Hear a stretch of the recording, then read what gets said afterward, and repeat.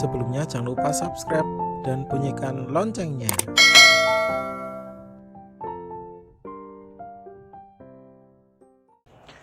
Bismillahirrahmanirrahim. Assalamualaikum warahmatullahi wabarakatuh. Innal hamdalillah nahmaduhu wa nasta'inuhu wa nastaghfir wa na'udzubillahi min sururi anfusina wa min sayyiati a'malina. May yahdihillahu fala mudhillalah wa may yudlil fala hadiyalah. Asyhadu an la ilaha illallah wahdahu la syarikalah wa asyhadu anna Muhammadan abduhu wa rasuluh la nabiyya ba'da. Allahumma sholli ala Muhammad wa ala ali Muhammad kama shallaita ala Ibrahim wa ala ali Ibrahim wa barik ala Muhammad wa ala ali Muhammad kama barakta ala Ibrahim wa ala ali Ibrahim innaka Hamidum Majid. Qala Allah Ta'ala fil Qur'anil Karim, a'udzubillahi minasyaitonir rajim. Bismillahirrahmanirrahim. Ya ayyuhallazina amanu taqullaha haqqa tuqatih wa la tamutunna illa wa antum muslimun. Qala Rasulullah fil hadisi wa syarrul umuri muqdasatuha wa kullu muqdasatin bid'ah wa kullu bid'atin dolalah wa kullu dolalatin finnar. Alhamdulillah, puji syukur kita panjatkan kehadiran Allah Subhanahu wa Ta'ala, di mana berkat rahmat, berkat hidayah, berkat nikmat yang Allah berikan kepada kita semua, sehingga alhamdulillah pada hari ini, pada kesempatan ini, kami bisa menyampaikan sedikit tausiah dalam rangka refleksi Milad Muhammadiyah yang ke-111. Salawat serta salam semoga selalu tercurahkan kepada baginda Rasulullah Nabiullah Muhammad sallallahu alaihi wasallam, kepada para keluarga, para sahabat dan para pengikut beliau yang senantiasa istiqomah mengajarkan risalah Islam, menyebarluaskan ajaran Islam, sehingga pada hari ini kita semua dapat menikmati betapa indahnya Islam, agama rahmatan lil alamin. Pertama, saya awali dengan firman Allah, Ya ayyuhallazina amanu, wahai orang-orang yang beriman. Allah menyeru, Allah memanggil kepada hamba-hambanya yang beriman. Apakah kita termasuk di dalamnya? Maka kita bisa menanyakan kepada diri kita sendiri. Apakah kita yakin bahwa kita termasuk orang-orang yang beriman? Maka ketika sudah yakin, insya Allah kita termasuk orang-orang ya ayyuhallazina amanu. Ya ayyuhallazina amanu ittaqullaha, bertakwalah kepada Allah. Imam Al-Ghazali menjelaskan takwa yaitu perasaan taat, ya, rasa taat, rasa patuh, rasa kehati-hatian. Maka kita bisa mengambil kesimpulan bahwa taat adalah perasaan yang kita rasakan dalam mengarungi kehidupan ini dengan perasaan taat, perasaan kehati-hatian, dan perasaan takut. Taat kepada siapa? Taat kepada Allah Subhanahu wa Ta'ala. Kita hidup di dunia ini dengan berlandaskan syariat Allah Subhanahu wa Ta'ala dan Rasulnya. Ya ayyuhallazina amanu taqullaha haqqa tuqatih, ya. Bertakwalah kepada Allah dengan sebaik-baiknya takwa. Bagaimana dengan sebaik-baiknya takwa? Apa yang dimaksud dengan sebaik-baiknya takwa? Contoh kecil, contoh sederhana, ketika kita berperilaku, ketika kita bersosialisasi kepada sesama, maka kita harus berhati-hati, kita harus melihat apakah perkataan kita, apakah perbuatan kita, dan apakah sikap kita itu bisa menyakiti perasaan orang lain. Maka ketika kita bisa memperhatikan itu, insya Allah kita bisa menuai predikat takwa. Bagaimana caranya untuk memperoleh predikat takwa dengan hal lain, yaitu dengan beribadah. Maka ibadah bukan untuk memperoleh predikat hal lain, predikat soleh, predikat solihah, dan lain sebagainya. Tidak, tapi ibadah itu untuk memperoleh predikat takwa. Ya ayyuhallazina amanu ittaqullaha haqqa tuqatih wa la tamutunna illa wa antum muslimun. Dan janganlah kamu mati, dan janganlah sekali-sekali kamu mati kecuali dalam keadaan muslim. Nah, kita bisa memperhatikan, kita bisa menggarisbawahi, janganlah engkau sekali-sekali mati kecuali dalam keadaan muslim. Artinya Allah memperingatkan kita bahwa kematian itu tidak ada yang tahu. Kematian itu tidak ada yang bisa memprediksi. Tetapi yang perlu kita persiapkan adalah bekal setelah mati itu. Sehingga apakah nanti ketika akhir hayat kita meninggal dalam keadaan husnul khotimah, kita meninggal dalam keadaan seorang hamba yang taat kepada Allah, seorang hamba yang beriman kepada Allah, atau malah sebaliknya, kita meninggal dalam keadaan su'ul khotimah. Na'udzubillahi min zalik. Kembali kepada takwa. Ya. Muhammadiyah berdiri sudah 111 tahun yang lalu. Hari ini genap usia Muhammadiyah 111 tahun. Dulu Muhammadiyah didirikan oleh seorang remaja yang berkeimanan dan yang bertakwa sungguh sangat luar biasa kepada Allah Subhanahu wa Ta'ala. Sejak usia muda, beliau sudah berani untuk kemudian mendeklarasikan bahwa ajaran satu-satunya yang perlu dianut oleh masyarakat pada saat itu adalah ajaran Islam, rahmatan lil alamin. Tidak ada ajaran satupun yang kemudian bisa menandingi ajaran Allah Subhanahu wa Ta'ala dan Rasul-Nya. Berdirinya Muhammadiyah pada saat itu dilatar belakangi oleh penyakit-penyakit masyarakat yang kemudian mencampur adukkan antara ajaran Islam dengan ajaran tahayul bid'ah dan kurafat, atau yang biasa kita sebut dengan TBC. Kiai Haji Ahmad Dahlan yang kita kenal sebagai pendiri Muhammadiyah pada saat itu secara terang-terangan menolak bahwa perilaku masyarakat pada saat itu sudah jelas perilaku syirik. Sebagaimana yang kita tahu bahwa syirik merupakan salah satu dosa yang tidak akan diampuni oleh Allah. Ketika pada masa itu masyarakat di sekitar situ melakukan perilaku-perilaku yang menyimpang, seperti menyembah berhala, memberikan sesajen kepada pohon dan lain sebagainya. Ini sudah jelas bahwa hal ini termasuk perilaku syirik.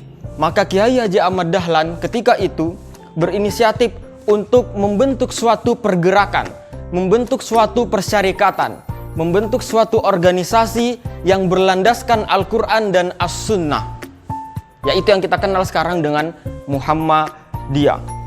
Kiai Haji Ahmad Dahlan tentu mempunyai tekad sebesar itu karena ada ketakwaan di dalam dirinya. Karena ada ketakwaan yang di dalam dirinya.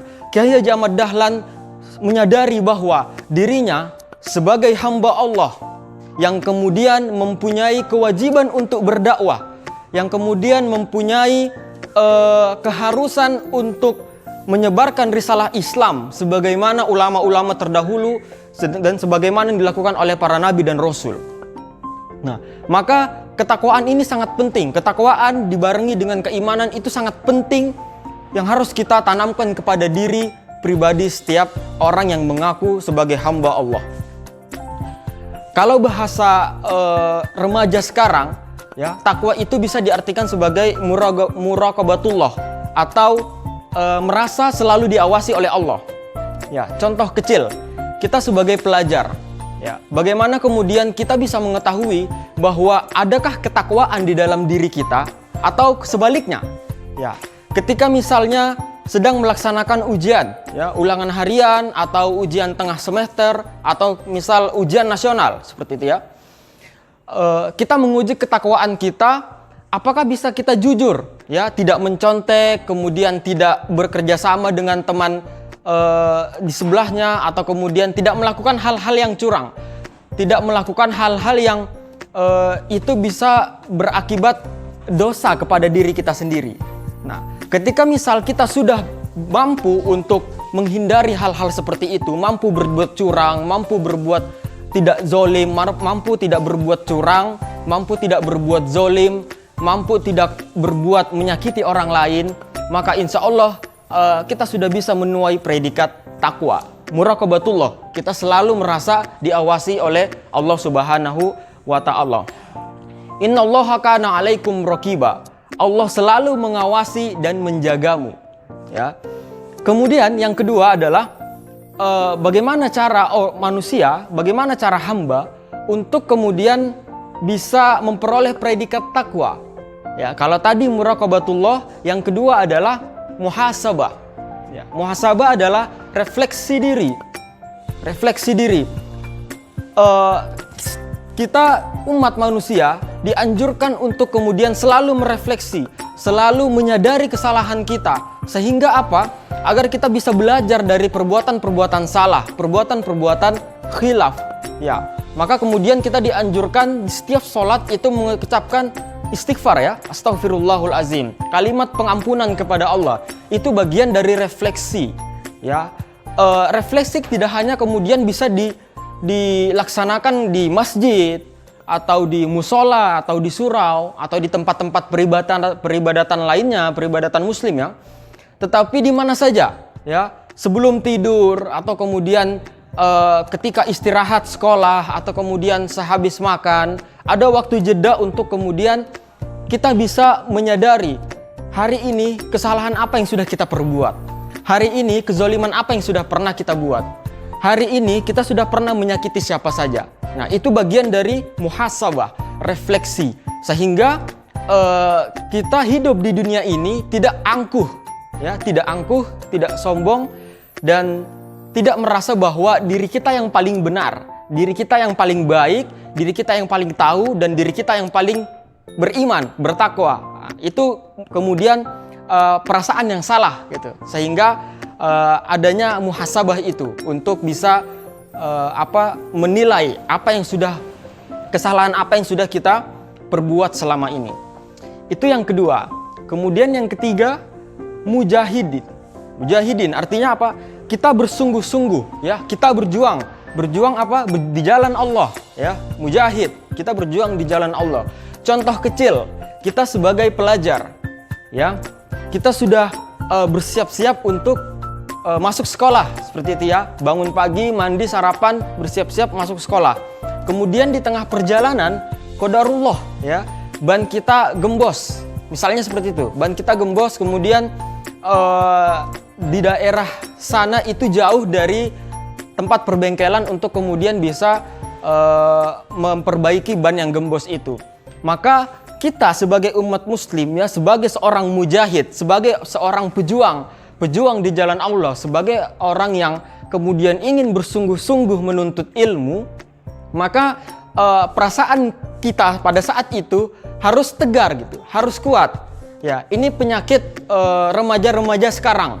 Ketika menghadapi keadaan apapun, keadaan bahagia, keadaan senang, sulit, sedih, ya, mereka itu tidak berikhtiar, mereka tidak bertawakal kepada Allah. Tetapi apa? Mereka mengambil handphonenya, mereka memoto atau mempotret segala sesuatu yang terjadi di sekitarnya, kemudian menguploadnya di sosial media dengan dibumbui status-status yang lebay seperti itu, sehingga itu menjadikan diri kita lemah gitu, ya. Itu bukan jati diri sebagai seorang Islam, sebagai seorang Muslim. Itu bukan jati diri seorang Muslim. Jati diri seorang Muslim adalah berfastabiqul khairat, ya, bersungguh-sungguh dalam kebaikan, berlomba-lomba dalam kebaikan, seperti itu. Artinya ketika kita menghadapi segala musibah apapun itu, selama itu kita niatkan pada Allah, ya, semisal tadi kita ingin sekolah menuntut ilmu, niat karena Allah, tapi qadarullah, atas izin Allah, atas kehendak Allah, di tengah perjalanan kita terkena musibah, maka harus bersabar, ya, harus bersabar dan harus meyakini bahwa di sini kita diuji oleh Allah, di sini derajat kita akan ditinggikan oleh Allah. Karena apa? Karena kita bersungguh-sungguh di jalan Allah, bersungguh-sungguh menuntut ilmu. Maka sesungguhnya, ya, di balik kesulitan itu ada kemudahan, ya. Inna ma'al usri yusra, inna ma'al usri yusra. Ya, sesungguhnya di balik kemudahan itu, di balik kesulitan itu ada kemudahan. Nah, seperti itu. Nah, maka ini yang kemudian harus kita perhatikan sebagai pelajar Muhammadiyah, sebagai bagian dari persyarikatan Muhammadiyah, yang kemudian Muhammadiyah mempunyai tujuan untuk mencerdaskan bangsa, mencerdaskan negara, mencerdaskan kemanusiaan. Nah, sehingga mari kita bersama-sama mewujudkan itu. Ya, di dalam refleksi Milad Muhammadiyah yang ke-111 ini, mari kita turut andil dalam membantu persyarikatan Muhammadiyah untuk mencerdaskan bangsa. Ya, caranya seperti apa? Ya, kembali lagi, jika kita seorang pelajar, maka kita harus belajar bersungguh-sungguh. Ya, menuntut ilmu apapun itu. Ya, ilmu agama, pelajaran-pelajaran yang ada di sekolah, sehingga itu bisa menambah khasanah pengetahuan kita. Seperti itu. Nah, maka itu yang dilakukan Kiai Haji Ahmad Dahlan hingga terbentuknya Muhammadiyah secara utuh. Terbentuknya pergerakan organisasi Muhammadiyah yang kini kita rasakan kehadirannya. Sangat kita rasakan kehadirannya. Muhammadiyah hadir di segala lini kehidupan masyarakat. Baik itu di segi sosial, baik itu di segi keagamaan dan lain sebagainya. Ya, Muhammadiyah mempunyai beberapa rumah sakit yang kita kenal dengan PKU. Ya, kita bisa melihat bagaimana kemudian kebermanfaatan rumah sakit Muhammadiyah itu bagi masyarakat-masyarakat kecil, ya, bagi masyarakat-masyarakat yang kemudian bisa dibantu kesehatannya di rumah sakit tersebut. Kita juga bisa melihat Muhammadiyah begitu banyak mempunyai sekolah, ya, amal usaha di bidang pendidikan, mulai dari taman kanak-kanak, mulai dari sekolah dasar, sekolah menengah pertama, sekolah menengah atas, hingga tingkatan universitas. Begitu banyak kemudian Muhammadiyah menebarkan kebermanfaatan bagi masyarakat-masyarakat Indonesia. Ya, dari mana kemudian itu bisa terjadi? Itu terjadi dari salah satu seorang hamba Allah yang kemudian mempunyai kualitas keimanan dan kualitas ketakwaan yang sangat luar biasa di dalam dirinya. Maka itu yang perlu kita pelajari, itu yang perlu kita pahami. Bagaimana kemudian seseorang bisa mempunyai kualitas keimanan, mempunyai kualitas ketakwaan yang begitu kuat, yang begitu tangguh, maka itu yang harus kita tanamkan kepada diri kita, ya, sehingga kita bisa menjadi seorang hamba yang berkualitas, seorang hamba yang bisa menuai kebermanfaatan bagi masyarakat-masyarakat lain, masyarakat-masyarakat sekitar, seorang hamba yang kemudian bisa melanjutkan tampuh estafet kepemimpinan ulama-ulama terdahulu yang menyebarluaskan risalah Islam, bahkan rela, ya, mengorbankan seluruh harta, jiwa dan raga, bahkan nyawanya pun sekaligus, ya, untuk apa? Untuk Allah Subhanahu wa taala, lillahi taala.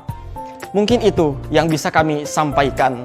Kurang lebihnya kami mohon maaf. Nun wal qalami wa ma yasturun. Billahi fisabil haq wastabiqul khairat. Assalamualaikum warahmatullahi wabarakatuh.